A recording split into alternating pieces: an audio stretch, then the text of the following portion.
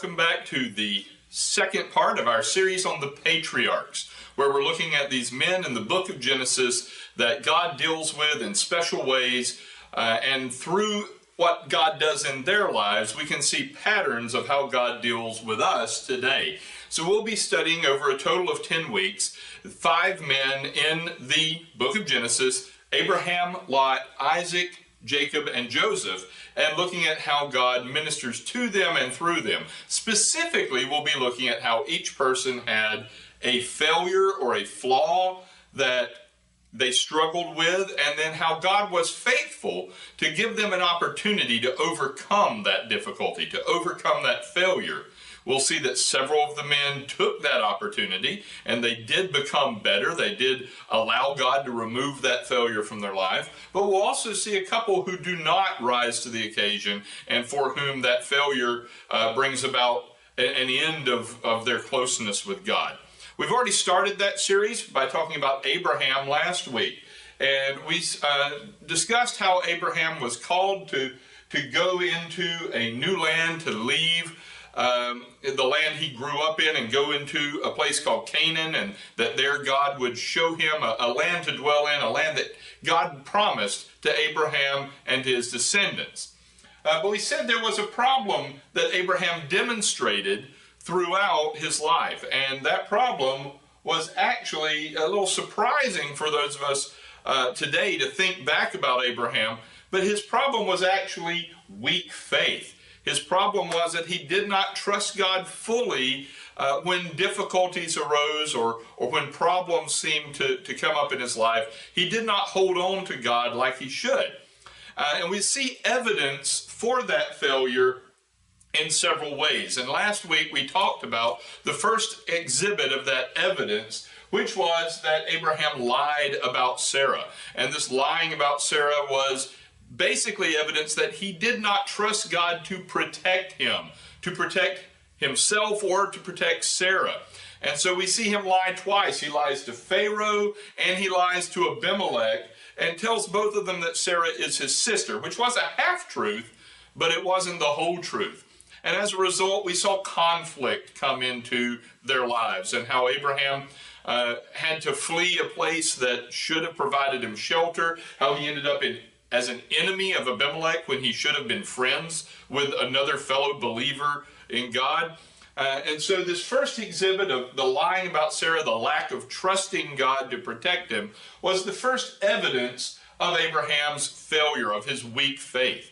And today we want to talk about 2 other areas that show Abraham's failure, that show this weakness of faith that he struggled with throughout much of his life. And that next exhibit we want to start with today is the fact that Abraham tries to help God with God's plan. We're going to be reading in Genesis chapter 16, 17, and on into 21 in this portion of the lesson. But I want us to stop right now and think about the fact that Abraham tried to help God with God's plan. This is not just a failure for Abraham, it's a failure for many of us, that it's very easy for us to get into a habit of trying to keep our hands on the aspects of our life and try to be in complete control of it, rather than relinquishing the direction of our life to God, letting Him give the orders, letting Him show us the way to go, and then following it. We often want to get involved and try to take control of it ourselves. So if we set the stage with this problem, we see that God had promised Abraham not only that he would show Abraham a place to dwell, but that the land Abraham went to, the land of Canaan, would be given to him and his descendants for all of time. Well, Abraham looks around, and at this point in the story, when we get to Genesis chapter 16, he's 85 years old, his wife is 75 years old, and they don't have any children yet. And so Abraham thinks about this promise that God has given him, that he will have descendants, that he will be the father of nations, and that his descendants will inherit this land. And he looks around and says, how is that going to happen? I don't have a child. I don't have any descendants, much less numerous descendants that God has promised me. And so at this point, he and his wife Sarai, Abraham is called Abram at this point, Sarah is called Sarai, God had not changed their names yet, and they come up with their own plan. We'll read about it in Genesis chapter 16, the first few verses. It says, "Now Sarai, Abram's wife, bore him no children, but she had a handmaiden, an Egyptian, whose name was Hagar. And Sarai said unto Abram, Behold, now the Lord has restrained me from bearing. I ask you, go in unto my maid. It may be that I will obtain children by her. And Abram hearkened to the voice of Sarai. And Sarai, Abram's wife, took Hagar her maid, the Egyptian, after Abram had dwelt 10 years in the land of Canaan, and gave her to her husband Abram to be his wife. And he went in unto Hagar, and she conceived." So we see that they came up with a plan that, honestly, although it sounds unusual to us today, was not unusual in the culture they lived in. It was a human solution to this problem. That if a man, especially a wealthy man, and his wife could not have children, then he would take a second wife, often the maid of the first wife, as a concubine, as a second wife, but the first child she bore would be counted as the child of the official wife, of the first wife. And this was done throughout this world that they lived in the land of Canaan and surrounding areas at this time. This was common practice. But it was a human solution to the problem. What's happening here is Abraham's trying to decide, this is how I'll make this happen. God made this promise, and I will make the promise come to pass. We have to understand, when God gives us a promise, God will bring the promise to pass. We don't have to get involved with it. In fact, if we get involved with it, we'll probably mess it up, and we'll see that that's exactly what happens with Abram and Sarai. So rather than waiting on God to provide the heir that he had promised, instead, Abram takes Hagar, Sarah's maid, and has a child with her. He sees this as a solution to the difficulty, a solution to the promise of God. But look at the result that happens. When Abraham did things his own way, rather than following the lead of God, rather than doing things the way God instructed him to do it, and when he decides to take matters into his own hands, the result is obvious if we look at the second half of verse 4, where we just left off, and read on a little bit. It says, in verse 4, it says, "And Abram went into Hagar, and she conceived. And when she saw that she had conceived, her mistress was despised in her eyes. And Sarai said to Abram, My wrong be upon you. I have given my maid into your bosom. And when she saw that she had conceived, I was despised in her eyes. The Lord judged between me and you. But Abram said to Sarai, Behold, your maid is in your hand. Do as it pleases you. And when Sarai dealt harshly with her, Hagar fled from her face." The result of this was immediate conflict.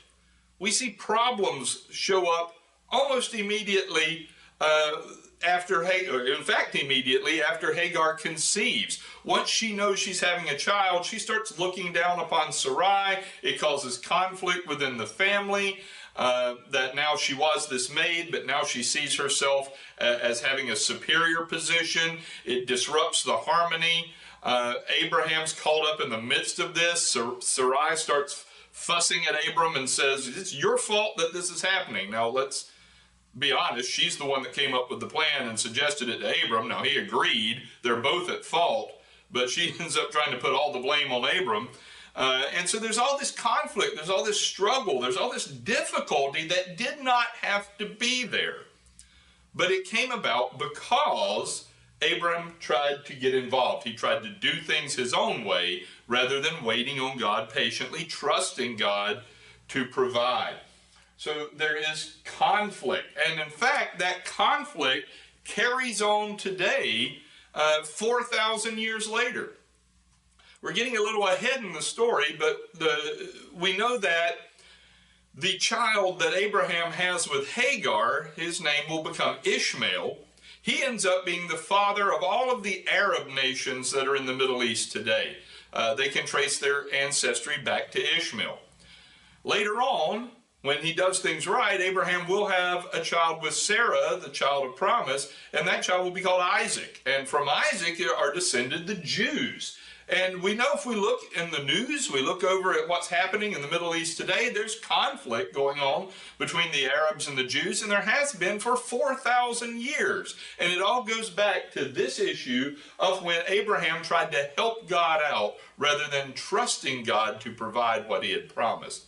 So we see that not only do we end up bringing conflict into our own lives when we try to get ahead of God and try to get involved in his plan, we can spread that conflict and it can last for a very, very long time. In fact, 4,000 years for Abraham. So we need to think about the results of our actions. And there are times we need to learn to wait patiently on the Lord and let him guide, let him direct, and let's follow his path rather than try to come up with our own solution, rather than trying to make it happen. It's very easy to do that. That God will make us a promise that we see that maybe we're promised that God's going to give us a new job or a new relationship or new stability. We've heard that word in prayer, in times of fasting, or even in a message. We know that this is what God has in store for us. But rather than letting God orchestrate everything and bring it about the way it needs to happen, we start trying to make it happen. We start trying to make this job happen or this relationship happen, and it's not the one God intends for it to be. We end up with conflict. We end up with trouble. And that conflict causes difficulty in our lives and in the lives of those around us. So we see here a difficulty and a conflict arising from Abraham trying to get involved. Now God shows his faithfulness throughout the whole process. When we really get into it, at the end of what we read in chapter 16, Abram told Sarai, look, you can do whatever you want to with Hagar. She's your maid. This shows another aspect of a problem that Abraham didn't want to take responsibility for the situation. He's supposed to be the head of the household. He's supposed to be the leader, but he won't take the responsibility to bring peace into this conflict. And in fact, what happens is Sarah treats Hagar so badly that Hagar runs away. And she's off in the desert without food, without water. She and the child are going, or actually the child has not been born yet. She's out there about to die, and the angel of the Lord meets her and tells her to go back. Now, we might find that very odd. Why would God send Hagar back into this conflict, back into this mess? Well, it wasn't for Hagar, it was for Abraham. And this is part of God's faithfulness in that he has let her flee. I just won't face it. I won't deal with it. But God is actually showing his faithfulness by making us deal with it, because we will not grow, we will not mature, we will not become better Christians or better people until we face our responsibilities, face the problems that we have had a hand in causing, and come to repent of them, come to overcome them through the help of the Holy Spirit. So God's sending Hagar back at the end of chapter 16. We didn't read that, but you can read it on your own. And the end of 16, he sends Hagar back so that Abraham must deal with the situation. He must face up to it.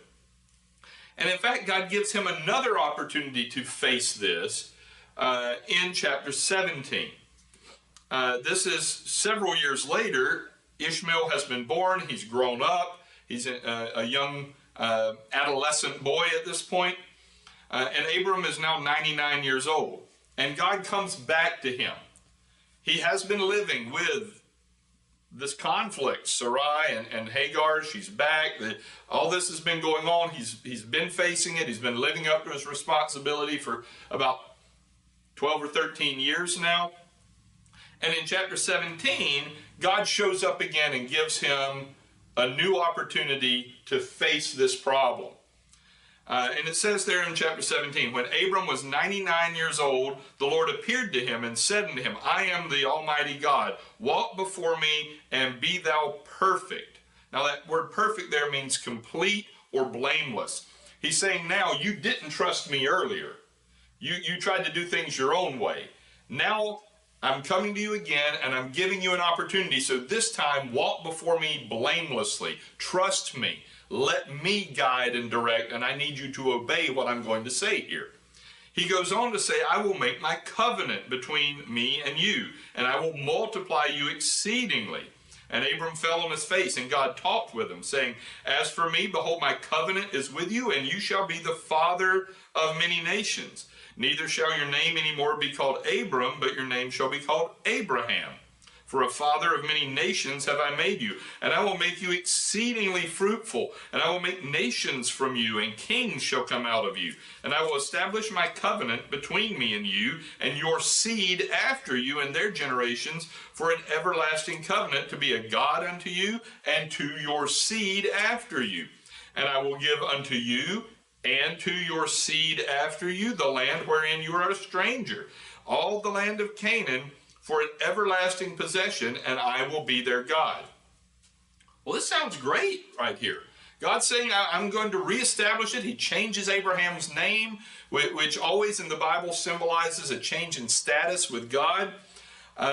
And he's telling them, I'm going to give you and your seed. He's reiterating over and over again the promise that you will have descendants, and I will give the land to these descendants. And it all sounds wonderful that God is promising Abraham all this stuff, but we've got to read on. God just said what he would do, but he's about to tell Abraham what he has to do. Remember, when he started, God said, walk before me and be blameless. In other words, trust me. Obey me. Do what I'm about to tell you to do. And we have to understand that all the promises of God throughout the Bible, almost all of them are, if you do this, then I will do this. That there's a side for both God and man that we have to work together on. And God just said all the things he will do. And in verse 9, he starts to tell Abraham what Abraham must do. And it says, and God said unto Abraham, you shall keep my covenant, therefore, you and your seed after you and their generations. This is my covenant which you shall keep between me and you and your seed after you. Every man-child among you shall be circumcised. And then he goes on to give some details about that process.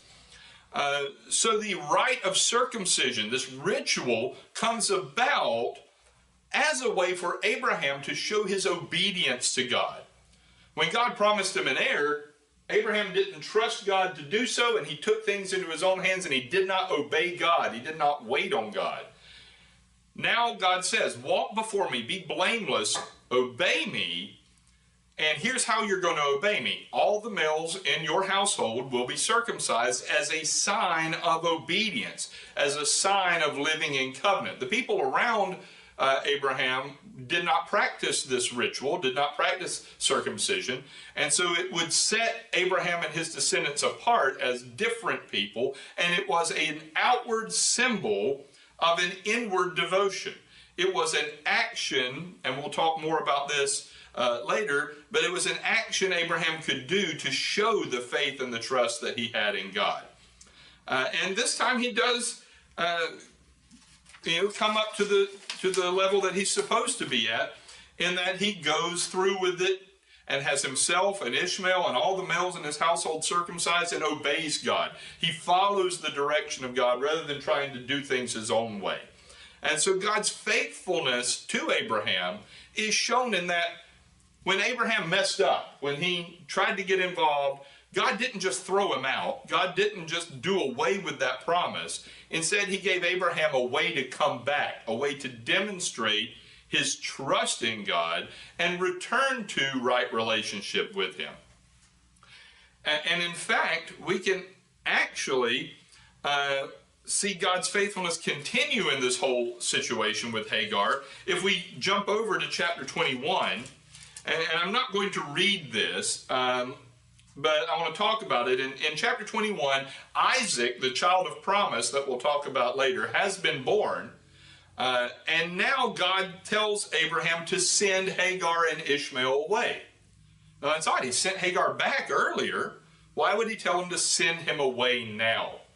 Because now he has Isaac, he has practiced circumcision, he's done the things he needs to do to show God that he trusts him in this area. And now God tells him, you don't have to live with the guilt of your past mistake anymore. Daily, Hagar and Ishmael were a reminder of Abraham's failure to trust God. It was a living symbol of his guilt and of his mistake. And God sends them away to areas nearby. It's not like they never saw him again, but send him away so he wasn't daily living with the reminder of his failure. When we show our trust in God, when we face up to our problems and our mistakes that we've made, and we trust God again and we obey him, then he will remove that guilt. When we have faced up to the issues and restored our relationship with God, then we don't have to live under a condemnation and a guilt anymore. What does Romans say? There is therefore now no condemnation to them that are in Christ Jesus. When we have come into right relationship with God, then our guilt is removed. And here we see symbolically in chapter 21, the sending away of Hagar and Ishmael is showing the removal of Abraham's guilt and that reminder of his mistake. So the second area that we wanted to look at, that Abraham shows his weakness of faith, is trying to help God with God's plan. But even with that story, we see God's faithfulness to give him an opportunity to overcome it. And then one more area we want to talk about that is a failure of Abraham's is the fact that he even goes so far as to refuse to believe God's promise in the first place. If we back up to chapter 17, when God has come back down and he's telling Abraham about this ritual of circumcision as an opportunity to show his faith, he also repeats the promise that he will have a child with Sarah, or Sarai. And he changes Sarai's name to Sarah at this point also, showing a change in her status as well. And let's read that in Genesis 17, beginning with verse 15. And it says, "And God said unto Abraham, As for Sarai your wife, you will not call her name Sarai, but Sarah shall her name be, and I will bless her, and give you a son by her also. Yes, I will bless her, and she shall be a mother of nations. Kings of people shall come from her." Then Abraham fell upon his face and laughed, and said in his heart, "Shall a child be born unto him that is 100 years old? And shall Sarah that is 90 years old bear?" And Abraham said unto God, "Oh, that Ishmael might live before thee." Look at Abraham's reaction. God is telling him a promise that you will have a son by Sarah, and I'm going to make her a mother of many nations, and great things are going to happen. And Abraham's immediate reaction was to fall upon his face and laugh, to doubt that it could even happen. Can a 100-year-old man and a 90-year-old woman have a child? How can this happen? And then he goes back and says, well, let Ishmael live before you. We're going to talk about that in a second. So Abraham and Sarah laugh when God reaffirms the promise. That laughter is a sign of disbelief. Now, the funny thing is, when you really go back and forth in Genesis and you compare dates and you really get into it deeply, Abraham's laughing, saying, how can this happen that I'm 100 years old? How can I have a child? If you look back, Abraham's father was 130 when he had Abraham. Yet Abraham laughs and refuses to believe that God can make this happen. We need to learn that God is bigger than anything we can think of. We need to really get that in our head, that the ideas we have, the dreams we have, God goes so far beyond it. We like to quote that our God can do exceedingly abundantly above all that we ask or think, but do we actually believe it? Do we trust him when he tells us something that seems outlandish or preposterous? Like, how could this happen? It can happen if we will sit back and keep our hands off of it and wait on God to bring it about in his way and his time. Because when God does something that's big, that's bigger than we can do, And it amazes us. It also amazes those around us. And it brings God glory for accomplishing the impossible. He is the God of the impossible, the God that is above and beyond all things. We have to learn to trust him to bring that into our lives, to bring his greatness into our insignificance, that his power and his glory that are above and beyond ourselves can be brought into our life and accomplish the things that God has promised would be accomplished.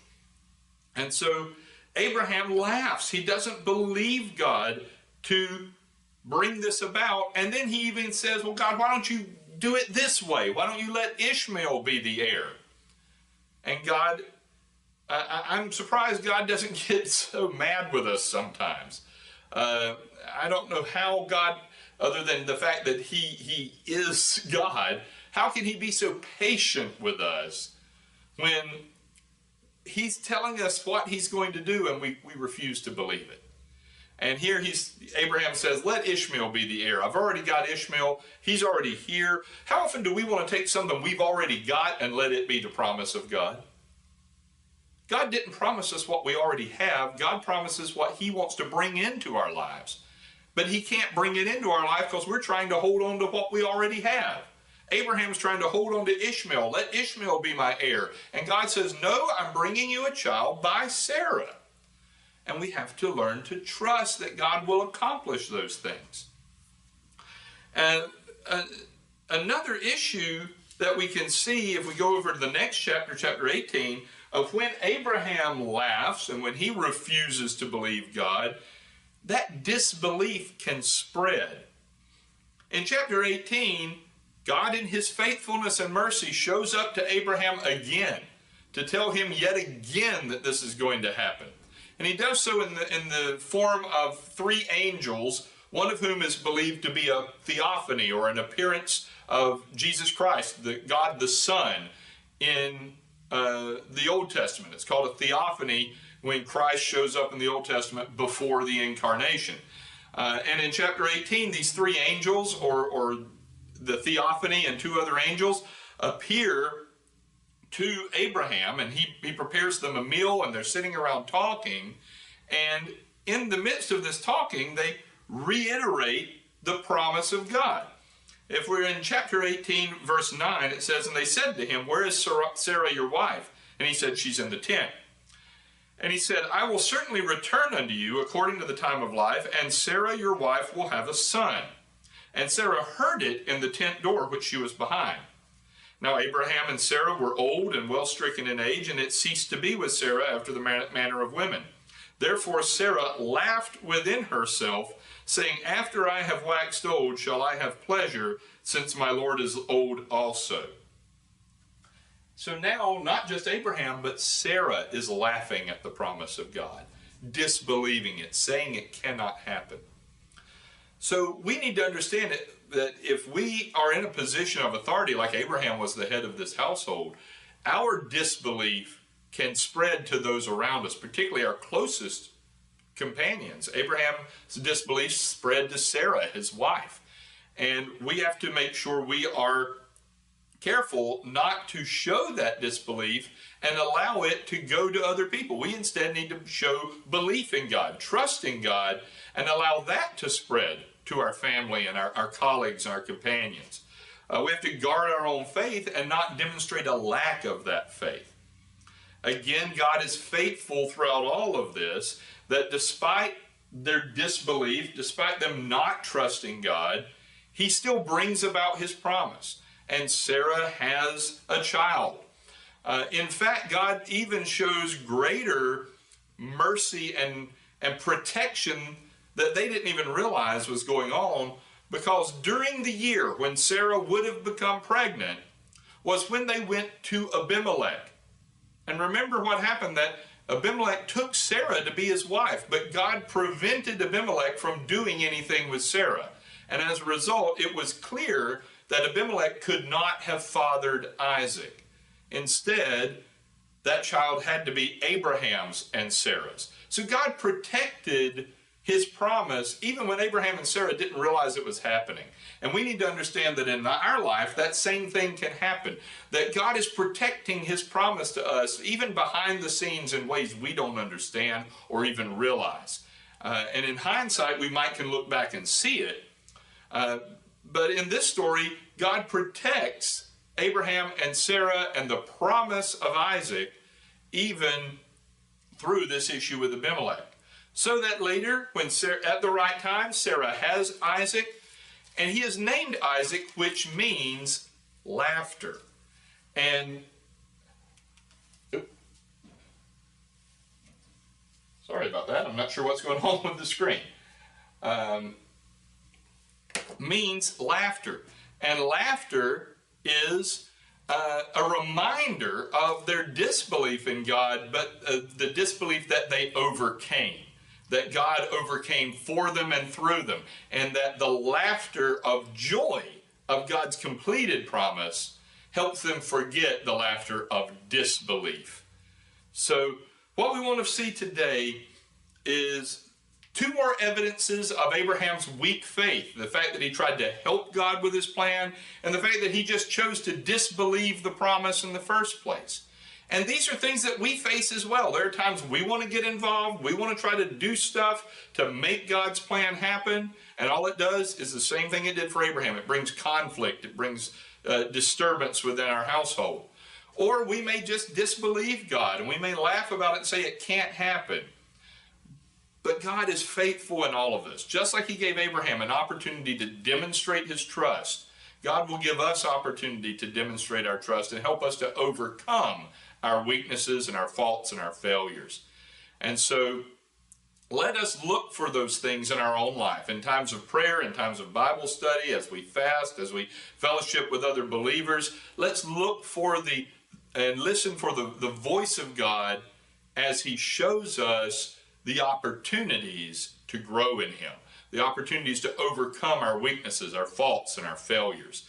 And let's take advantage of those opportunities. In fact, that's what we're going to look at next week, is when God comes down and gives Abraham a final opportunity to truly demonstrate a complete trust in God that helps Abraham overcome once and for all this weakness in his faith.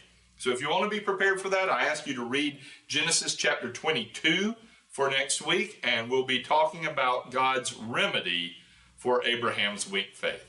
Thank you for being with us today.